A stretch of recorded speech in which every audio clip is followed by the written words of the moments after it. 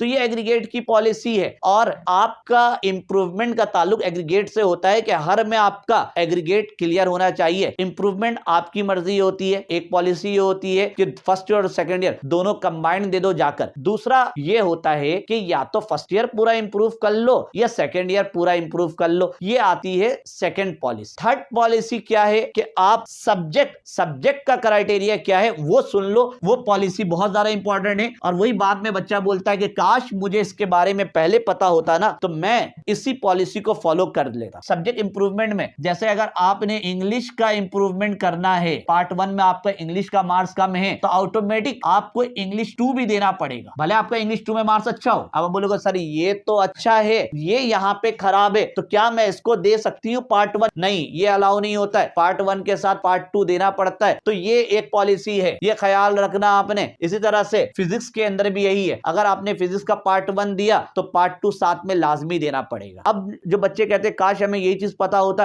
अब एक चीज इसको समझने की कोशिश करना कि ये चाल आपने चलना है, जो चलना चाहे इसको आगे लेकर चल सकता है। चांसेस है कि नंबर बढ़ जाए उसका। क्या है भाई, क्योंकि आपका परसेंटेज कम है, हो सकता है कि आपका साल, अब आपका नियत बन गया, माइंड बन गया हो कि भाई साल तो एक जाया करना है, तो एक काम ये कर सकते हो